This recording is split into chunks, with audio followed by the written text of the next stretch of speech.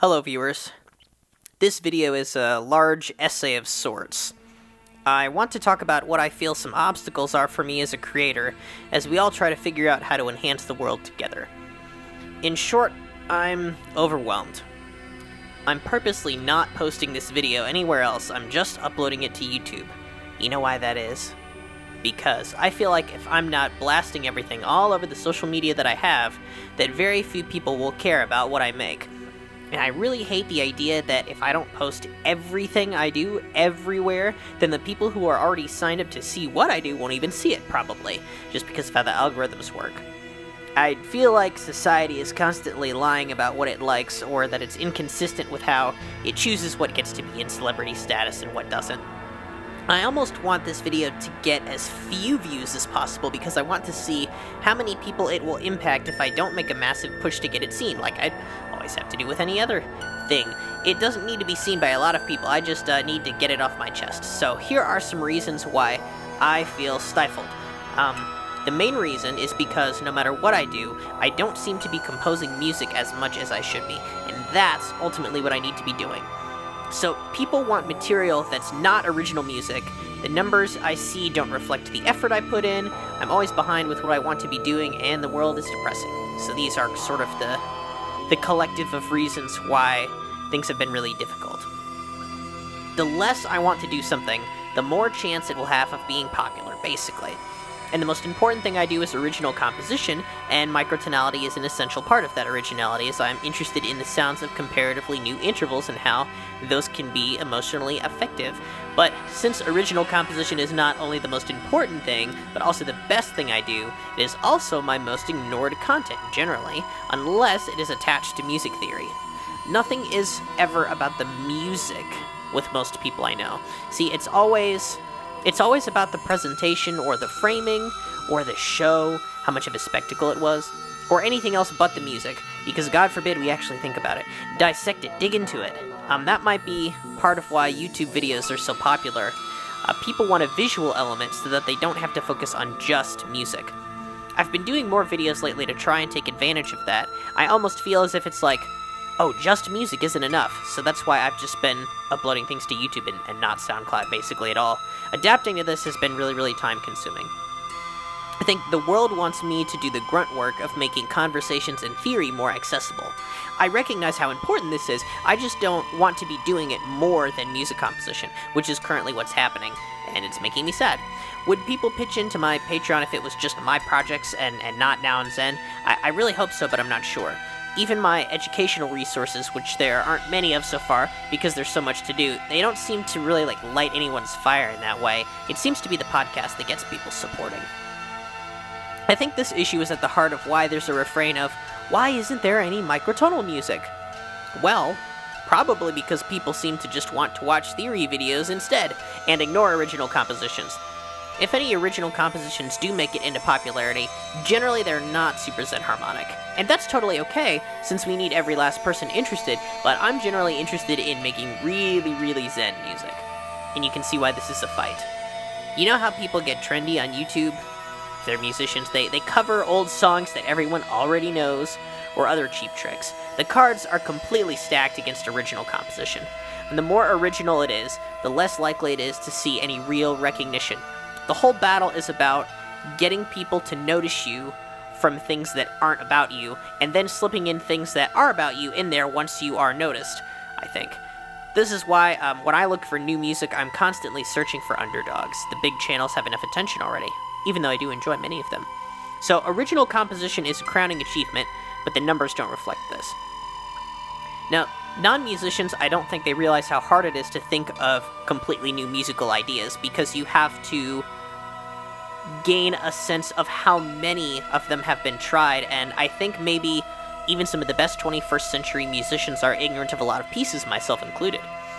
I think lots of people are generally unaware of the musical innovations that have happened over the 20th and 21st centuries, because pop music is what the normies try and shove on everybody, and I think I'm sick.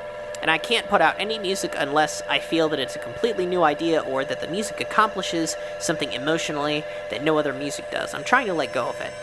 It just takes too long to do this every time I put something out, and my energy is dying up.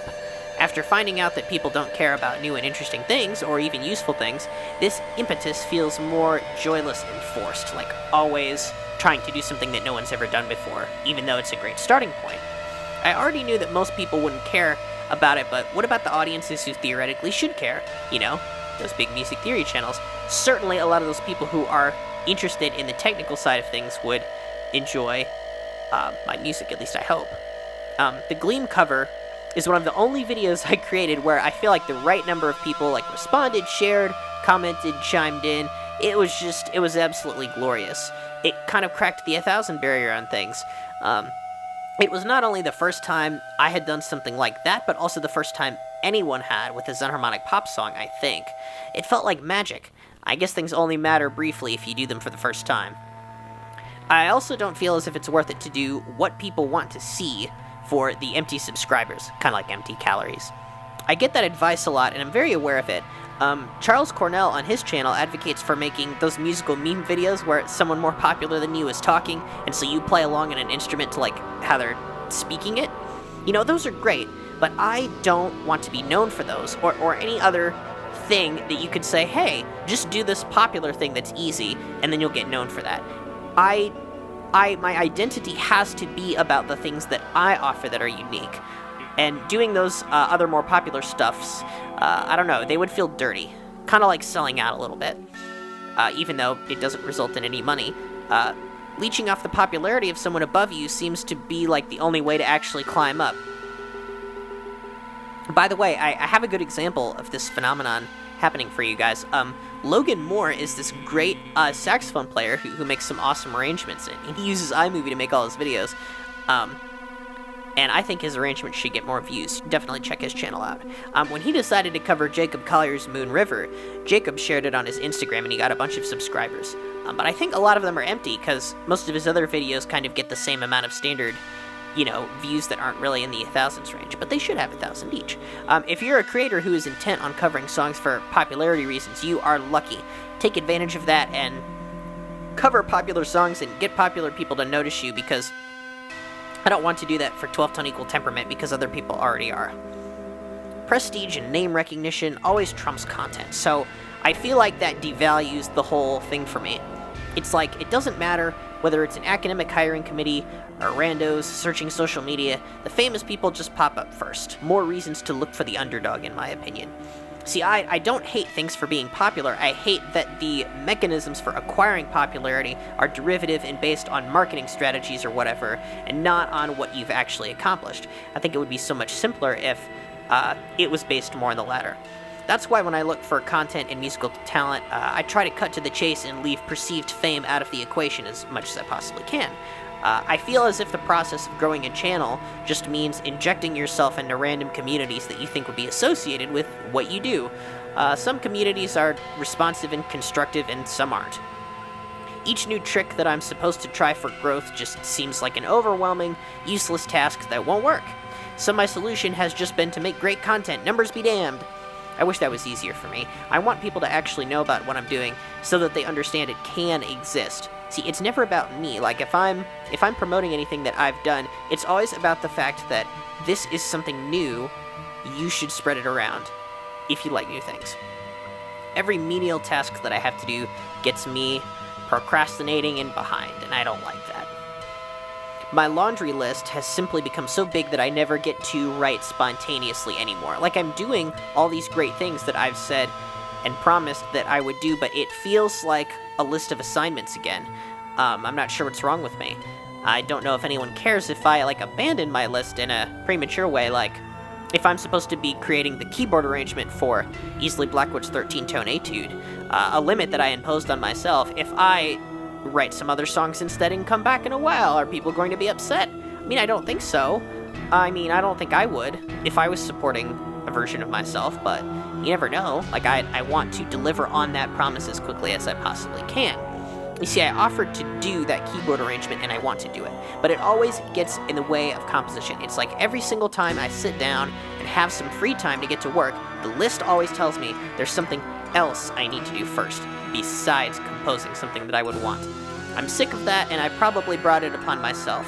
It's part of the reason that I have set a 60 patron limit for Now and Zen approaching December, because I have a feeling that I'm not going to make it to that goal, and I want to use it as a requirement for, like, you know, how badly do people want me in the game? This is a good way to see. There's too much editing to do with any of these things, which is another reason why I like to just generate things myself so I can output them without a lot of fuss. I have 2 jobs, 3 if you count the Nouns and Patreon, adding up to like 45 hours, that don't have to do with microtonality, and it doesn't seem that these jobs will be using them anytime soon. With the pandemic going on, I'm just losing faith in people. I try to hop on trends and sell out when I can, when it's not directly antithetical to my wider purposes, or when it brings some attention to microtonal topics that don't have them. But since I don't have time for anything, these are always just a little late, like I just can't get to them in time. For example, I made a mega fave numbers video to hop on the number file trend there, and it took me so long to make everything that the videos uploaded a day later than the trend allowed, or maybe on the same day. Either way, it wasn't added to the playlist. Next video is going to be a response to Adam Neely's video about music theory and white supremacy, but has the trend died already? Aw, man. Probably too late already. I feel backwards about the pandemic. Why are people telling me that more and more individuals are watching stuff online? Facebook and Twitter feel so goddamn barren and depressing that whenever I go on, I barely think I see anything new. I feel pressure to perform and make more stuff than ever because of this opportunity. But I also feel like less and less people care on Facebook than ever. So I'm having the extremely uncomfortable feeling of needing to produce, seeing everyone not care, and then being paralyzed and unable to start, and having an endless list of things to do that aren't composition. That are important, but just not composition, which is important. I feel as if I can't go on social media without being completely bombarded with toxic information. And hey, a lot of that information is important and I'm better for knowing it. But guess what? If I just decide to leave social media, as is so commonly done, I hate this, so I'm just gonna leave, the larger community will just keep acting like I don't matter, and the fade into irrelevancy will be inevitable. So I'm trapped here if I think that the things I do are important and that I need to share them. So, you know, people will keep squarely plastering Jacob Collier's face all over their microtonal clickbait, pretending like Jacob Barton doesn't exist, and thinking that nobody will sing or play microtonal tone rows, or that nobody wants to do this or is in the game to do this. I might be acting completely cynical, but I have good reasons to do so. It's extremely clear that most people don't like new and interesting music, and they don't seek out new experiences from it. What I do also isn't as important as stopping climate change, so it's very possible that I'll be doing some volunteering at Pulse Centers instead of musical educational material, instead of music covers, instead of music composition. If you think climate change is a hoax, you need to wake up and stop contributing to humanity's downfall. Some of my dearest friends have to work around breathing in ash because you can't have the intellectual maturity to not be a sheep. I'm disappointed in you. Anyway, thanks for watching, and it felt good to make this video even though it's a waste of time. I think sometimes a healthy waste of time is essential for joy. I think my next video is going to be one about microtonality and academia, a response to Adam Neely's video about music theory and white supremacy. So I'm very excited to hear your thoughts on that video, because I generally don't do like opinion pieces and stuff like that. It's usually related to music theory, but I am really excited to get to that. So thanks.